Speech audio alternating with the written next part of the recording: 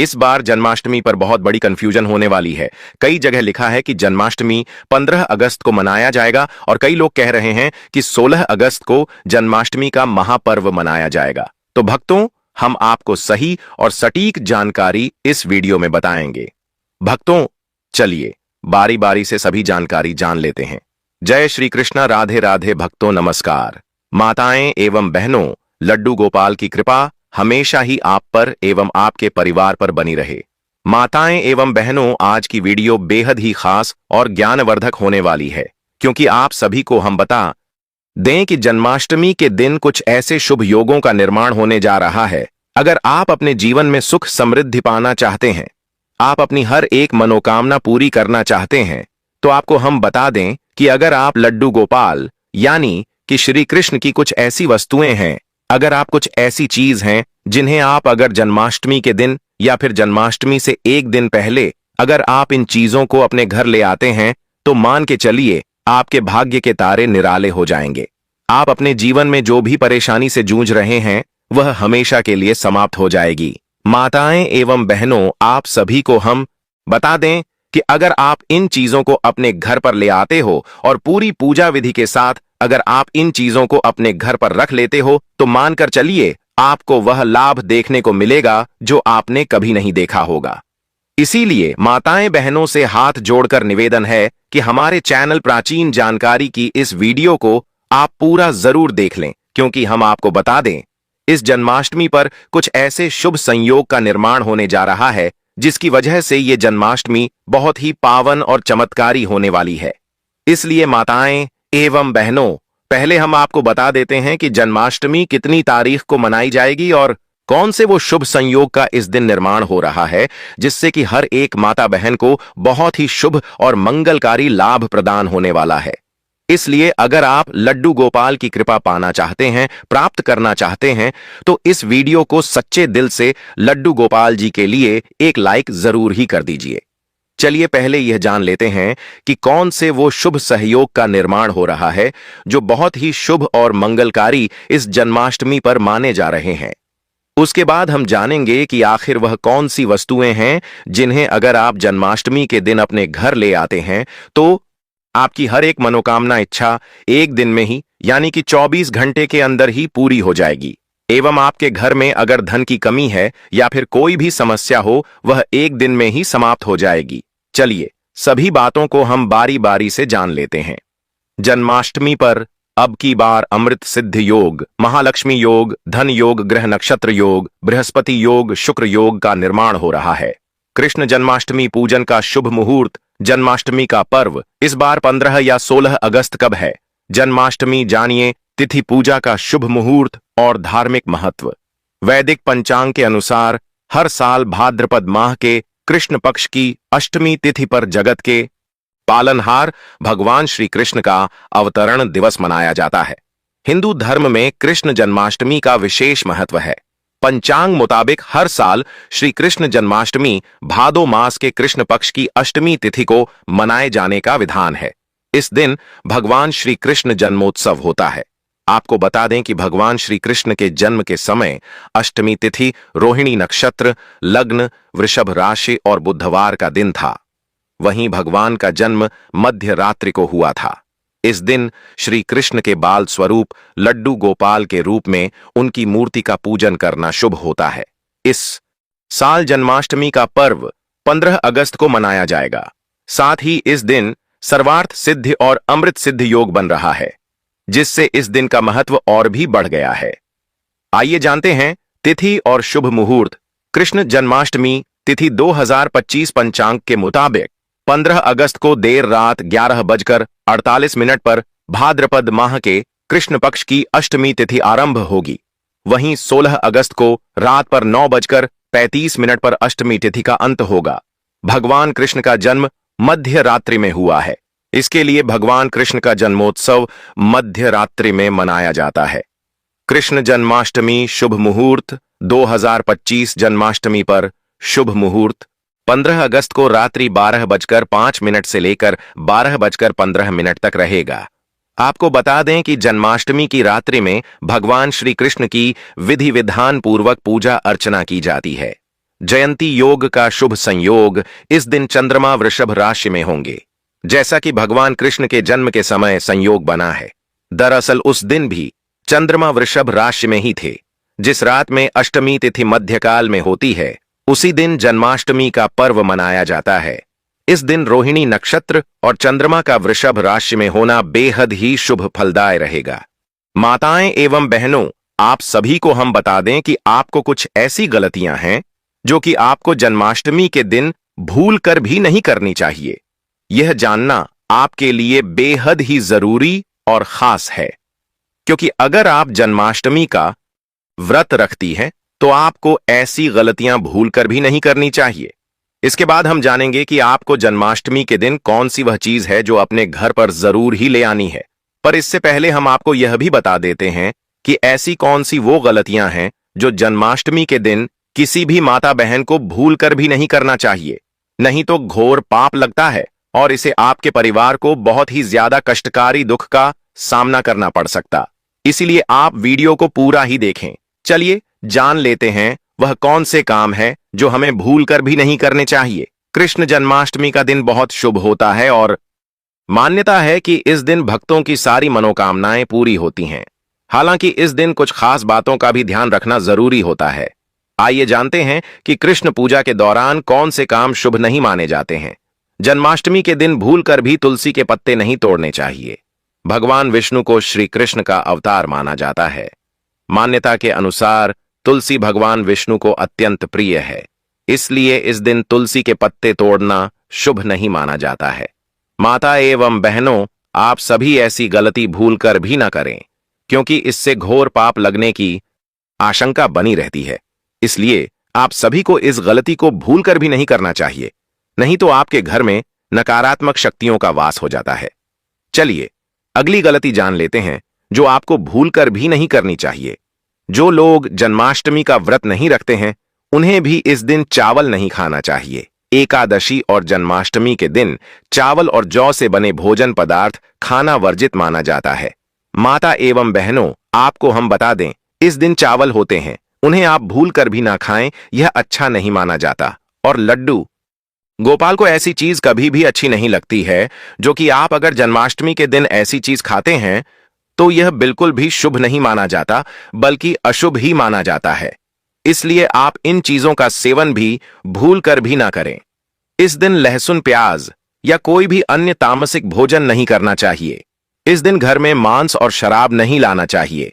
इस दिन प्याज और लहसुन को तो भूल कर भी नहीं खाना चाहिए, क्योंकि यह तामसिक भोजन में आते हैं और इन चीजों को आपको भूल कर भी सेवन नहीं करना चाहिए, क्योंकि यह बिल्कुल भी अच्छा नहीं माना जाता। और लड्डू गोपाल भी, इन चीजों का अगर आप जन्माष्टमी के दिन सेवन करते हैं तो लड्डू गोपाल आपके घर से दूर चले जाते हैं और वह नाराज हो जाते हैं। इसलिए आप इन चीजों का सेवन भूल कर भी ना करें, तो आपके लिए यह बहुत ही शुभ और मंगलकारी माना जाएगा। कृष्ण जन्माष्टमी के दिन भूल कर भी किसी का अनादर ना करें। भगवान कृष्ण के लिए अमीर या गरीब सभी भक्त एक समान ही हैं। किसी भी गरीब का अपमान करने से श्री कृष्ण क्रोधित हो जाते हैं। जन्माष्टमी के दिन ब्रह्मचर्य का पालन करना अनिवार्य होता है। इस दिन पूरे पवित्र मन तन से भगवान की पूजा करनी चाहिए। इस दिन भूलकर भी गायों का अपमान नहीं करना चाहिए। भगवान कृष्ण को गायों से बहुत प्रेम था। कान्हा बचपन गायों के साथ ही खेलते थे। ऐसी मान्यता है कि जो भी गाय की पूजा करता है उसे श्री कृष्ण का आशीर्वाद जरूर मिलता है। जो लोग इस दिन व्रत रखते हुए उन्हें रात में 12 बजे से पहले अपना व्रत नहीं खोलना चाहिए। उससे पहले व्रत खोलने से पूजा का फल नहीं मिलता है और व्रत भी अधूरा माना जाता है। माताएं एवं बहनों, चलिए अब जान लेते हैं कि वह कौन सी ऐसी चीज है जिन्हें अगर आप लड्डू गोपाल की कृपा पाने के लिए, यानी कि लड्डू गोपाल की कृपा प्राप्त करने के लिए, अगर आप जन्माष्टमी के दिन आप इन चीजों को खरीद कर अपने घर ले आते हैं तो मानकर चलिए आपका भाग्य बदल जाएगा। माताएं एवं बहनों, आप सभी से हाथ जोड़कर निवेदन है कि हमारे चैनल प्राचीन जानकारी की इस वीडियो को अभी तक आप देख रहे हैं तो कमेंट बॉक्स में जय जय लड्डू गोपाल जय श्री कृष्ण अवश्य ही लिख दें, जिससे कि आपकी हर एक मनोकामना लड्डू गोपाल तक पहुंच जाएगी और हर एक मनोकामना 24 घंटे के अंदर ही पूरी हो जाएगी। चलिए जान लेते हैं कौन सी है वह वस्तुएं जिन्हें अगर आप जन्माष्टमी के इतने पावन अवसर पर अपने घर ले आते हैं तो आपको वह लाभ देखने को मिलेगा जो आपने अपनी जिंदगी में कभी कल्पना भी नहीं की होगी। इसलिए हम सभी बातों को आप सभी को बारी बारी से बताएंगे। चलिए जान लेते हैं कौन सी है वह वस्तुएं जिन्हें अगर आप जन्माष्टमी के दिन घर ले आएंगे तो यह बहुत ही शुभ और मंगलकारी रहेगा। माताएं एवं बहनों, आप सभी को हम बता दें कि आपको यह तो याद ही होगा कि भगवान श्री कृष्ण को माखन बचपन से ही पसंद था। श्री कृष्ण घरों से माखन चुराकर खाते थे, इसलिए उनको माखन चोर भी कहा जाता है। जन्माष्टमी के दिन अगर माखन में तुलसी डालकर भगवान श्री कृष्ण को अर्पण करते हैं तो सारी मनोकामनाएं पूर्ण होंगी। बांसुरी, जब भी आप भगवान श्री कृष्ण का चित्र देखते हैं तो उसमें बांसुरी अवश्य होती है। भगवान श्री कृष्ण को बांसुरी अति प्रिय है। बांसुरी प्रेम के कारण इन्हें बंसीधर के नाम से भी जाना जाता है। जन्माष्टमी के दिन आप चांदी या लकड़ी की बांसुरी खरीदकर भगवान श्री कृष्ण को अर्पित करें। पूजा समाप्त होने के बाद उसे तिजोरी में रख दें। इससे घर की आर्थिक समस्या दूर होती है। गाय बछड़े की मूर्ति ज्योतिष शास्त्र के अनुसार गाय में कई देवी देवताओं का वास होता है। अगर आप घर की बनी पहली रोटी गाय को खिलाते हैं तो सारे ग्रह दोष समाप्त हो जाते हैं। भगवान श्री कृष्ण को गाय से बेहद लगाव था। गाय के दूध से बना घी मक्खन वह खाते थे, इसलिए जन्माष्टमी के दिन गाय बछड़े की मूर्ति को आप घर के मंदिर या मकान के ईस्ट कोण में रखते हैं तो सुख समृद्धि की प्राप्ति होगी। झूला, श्री कृष्ण के लड्डू गोपाल स्वरूप को हमेशा झूले में स्थापित किया जाता है, इसलिए लड्डू गोपाल को झूला अत्यंत पसंद है। जन्माष्टमी के दिन झूला खरीदकर लड्डू गोपाल को उसमें स्थापित करें। घर में सुख शांति बनी रहेगी। पीले फूल भगवान कृष्ण को बहुत प्रिय होते हैं, इसलिए घर में पीले फूल लाना चाहिए। पीले फूल सुख और समृद्धि का प्रतीक होते हैं।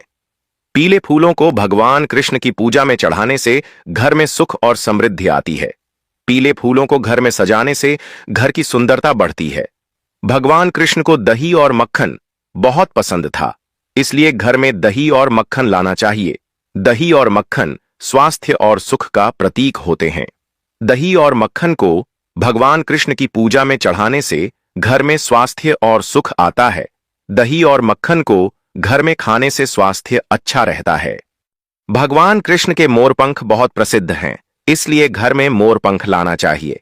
मोरपंख सौंदर्य और सुख का प्रतीक होता है। मोरपंख को भगवान कृष्ण की पूजा में चढ़ाने से घर में सौंदर्य और सुख आता है। मोरपंख को घर में सजाने से घर की सुंदरता बढ़ती है। बांसुरी संगीत और सुख का प्रतीक होती है। बांसुरी को भगवान कृष्ण की पूजा में चढ़ाने से घर में संगीत और सुख आता है।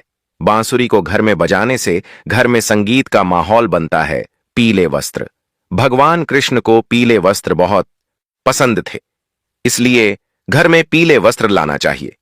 पीले वस्त्र सुख और समृद्धि का प्रतीक होते हैं।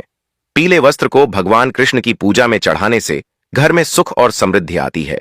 पीले वस्त्र को घर में पहनने से घर की सुंदरता बढ़ती है। फूलों की माला, भगवान कृष्ण को फूलों की माला बहुत पसंद थी, इसीलिए घर में फूलों की माला लानी चाहिए। फूलों की माला सुख और सौंदर्य का प्रतीक होती है। फूलों की माला को भगवान कृष्ण की पूजा में चढ़ाने से घर में सुख और सौंदर्य आता है। फूलों की माला को घर में सजाने से घर की सुंदरता बढ़ती है। धार्मिक पुस्तकें, भगवान कृष्ण के बारे में धार्मिक पुस्तकें घर में लानी चाहिए, जैसे कि भगवद गीता और श्रीमद् भागवती। धार्मिक पुस्तकें ज्ञान और सुख का प्रतीक होती हैं। धार्मिक पुस्तकों को घर में पढ़ने से घर में ज्ञान और सुख आता है। पूजा की थाली, पूजा की थाली घर में लानी चाहिए जिसमें भगवान कृष्ण की पूजा की जा सके। पूजा की थाली सुख और समृद्धि का प्रतीक होती है। पूजा की थाली को घर में सजाने से घर की सुंदरता बढ़ती है। जन्माष्टमी में दीपक घर में लाना चाहिए जो भगवान कृष्ण की पूजा में उपयोग किया जा सके। दीपक सुख और सौंदर्य का प्रतीक होता है। दीपक को घर में जलाने से घर में सुख और सौंदर्य आता है। जन्माष्टमी में अगरबत्ती घर में लानी चाहिए जो भगवान कृष्ण की पूजा में उपयोग की जा सके। अगरबत्ती सुख और सौंदर्य का प्रतीक होती है। जन्माष्टमी में अगरबत्ती को घर में जलाने से घर में सुख और सौंदर्य आता है। जन्माष्टमी में प्रसाद घर में लाना चाहिए जो भगवान कृष्ण की पूजा में उपयोग किया जा सके। प्रसाद सुख और सौंदर्य का प्रतीक होता है। प्रसाद को घर में खाने से घर में सुख और सौंदर्य आता है। जन्माष्टमी में फल घर में लाने चाहिए जो भगवान कृष्ण की पूजा में उपयोग किए जा सके। जन्माष्टमी में मेवे घर में लाने चाहिए जो भगवान कृष्ण की पूजा में उपयोग किए जा सके। मेवे स्वास्थ्य और सुख का प्रतीक होते हैं। मेवे को घर में खाने से घर में स्वास्थ्य और सुख आता है। जन्माष्टमी में चंदन घर में लाना चाहिए जो भगवान कृष्ण की पूजा में उपयोग किया जा सके। चंदन सुख और सौंदर्य का प्रतीक होता है। चंदन को घर में लगाने से घर में सुख और सौंदर्य आता है। शास्त्रों में वेद पुराणों में साफ साफ लिखा हुआ है कि जन्माष्टमी वाले दिन अगर कोई भी व्यक्ति किसी भी गाय को अपने हाथों से रोटियां खिला है तो उसके घर पर आने वाली जितनी भी मुसीबतें होती हैं वह अपना रास्ता बदल लेती है। जन्माष्टमी वाले दिन एक व्यक्ति को अपने पूरे परिवार के साथ गाय को रोटी जरूर खिलाना चाहिए। इससे आपके घर की बरकत होगी, आपके घर की उन्नति होगी। जन्माष्टमी वाले दिन परिवार के मुखिया को किसी भी पूजा घर से कौड़ियां जरूर खरीद के लाना चाहिए। दोस्तों, जब समुद्र मंथन हुआ था तब उसमें से माता लक्ष्मी जी उत्पन्न हुई थी। माता लक्ष्मी जी के साथ कौड़ियां भी उत्पन्न हुई थी, इसीलिए कौड़ियों को माता लक्ष्मी जी की बहन भी बोला जाता है। और जन्माष्टमी वाले दिन कौड़ियों को घर में लाने के बाद उनकी विधि विधान से पूजा करनी चाहिए और इनको घर की अलमारी में तिजोरी में रख देना चाहिए। इससे एक घर की अलमारी और तिजोरी में हमेशा पैसे रुपयों का आगमन बना रहता है। दोस्तों, अगर आपके घर में रोज लड़ाई झगड़ा गृह क्लेश होता है तो बस इतना कीजिएगा कि एक काले कपड़े में एक मुट्ठी नमक रखिएगा। इसका उत्तर घर के प्रत्येक सदस्य के सर से लेकर पैर तक 8 बार कर लीजिएगा और इस नमक की पोटली को ले जाकर के किसी भी मंदिर के बाहर बैठे भिक्षुक को दान कर दीजिएगा। अगर आपके घर पर किसी भी नकारात्मक शक्ति का वास होगा, वह सारी दिक्कतें परेशानी यह नमक अपने साथ ले जाएगा। इस उपाय को जन्माष्टमी के दिन किया जाए तो इस उपाय का लाभ एक व्यक्ति को अवश्य मिलता है। दोस्तों, शास्त्रों में वेद पुराण में लिखा हुआ है कि अगर जन्माष्टमी वाले दिन घर के मुखिया नारियल खरीद के लाते हैं और इसको घर की मंदिर में रखकर भगवत गीता का पाठ करते हैं तो इससे उसे व्यक्ति के घर पर सदैव भगवान श्री कृष्ण जी का आशीर्वाद बना रहता है। दूसरी तरफ अगर आप चाहते हैं आपकी कोई भी मनोकामना पूरी हो जाए तो आपको जन्माष्टमी वाले दिन पीपल का पेड़ किसी भी खाली जमीन पर लगा देना चाहिए। दोस्तों, पीपल का पेड़ एक ऐसा पेड़ होता है जो हमारे हिंदू धर्म में बहुत ही पूजनीय पेड़ माना जाता है। भगवत गीता में खुद भगवान श्री कृष्ण जी ने कहा है कि वृक्षों में मैं पीपल का वृक्ष हूं। इस उपाय को अगर आप जन्माष्टमी वाले दिन करेंगे तो अवश्य ही भगवान श्री कृष्ण जी की कृपा से आपकी जो भी मनोकामना होगी वह 1 साल के अंदर पूरी हो जाएगी। तो दोस्तों, इस वीडियो को यहीं पर समाप्त करते हैं। अगर आपने इस वीडियो को यहां तक देखा है तो वीडियो को लाइक कर दीजिए। कमेंट बॉक्स में जय श्री कृष्णा, जय